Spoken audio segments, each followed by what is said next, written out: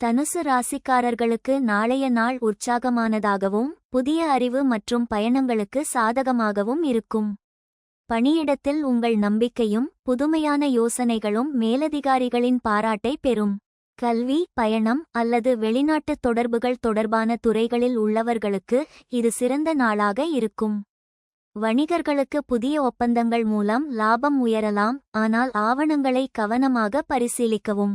நிதி விஷயங்களில் செலவுகளை கட்டுப்படுத்தி புதிய முதலீடுகளுக்கு முன் ஆலோசனை பெறவும். காதல் வாழ்க்கையில் துணையுடன் இனிமையான உரையாடல்கள் உறவை வலுப்படுத்தும். திருமணமாகாதவர்களுக்கு பயணங்கள் அல்லது கலாச்சார நிகழ்வுகளின் மூலம் புதிய அறிமுகங்கள் கிடைக்கலாம். உடல்நலத்தில் கல்லீரல், இடுப்பு அல்லது மன அழுத்தம் தொடர்பான பிரச்சினைகளுக்கு கவனம் தேவை. யோகா, தியானம் மற்றும் ஆரோக்கியமான உணவு, பச்சை காய்கறிகள், பழங்கள் உடல் நலத்தை மேம்படுத்தும்.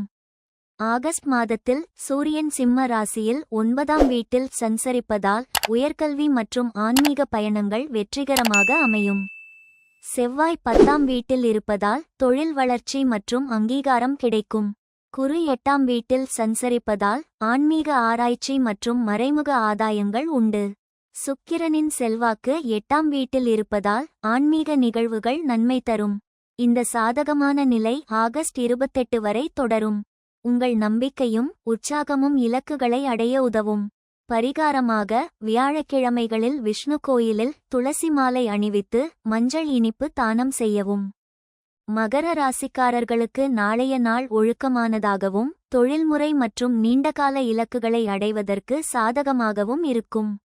பணியிடத்தில் உங்கள் கடின உழைப்பும் திட்டமிடல் திறனும் மேலதிகாரிகளின் பாராட்டை பெறும். நிர்வாகம், பொறியியல் அல்லது நிதித்துறைகளில் உள்ளவர்களுக்கு இது மிகவும் சாதகமான நாளாக இருக்கும்.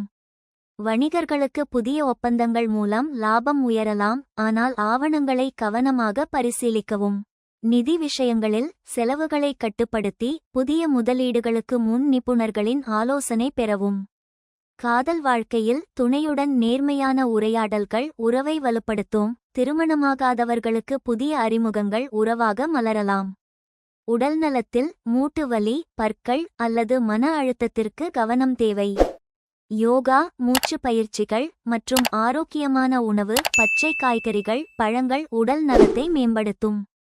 ஆகஸ்ட் மாதத்தில் சூரியன் சிம்ம ராசியில் 8ஆம் வீட்டில் சஞ்சரிப்பதால் ஆன்மீக ஆராய்ச்சி மற்றும் மறைமுக ஆதாயங்கள் உண்டு.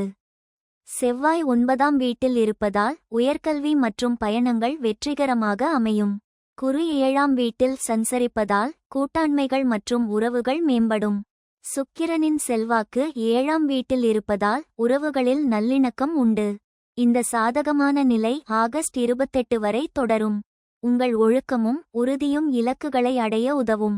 பரிகாரமாக சனிக்கிழமைகளில் சனி பகவானுக்கு எள் விளக்கு ஏற்றி கருப்பு உணவு தானம் செய்யவும்.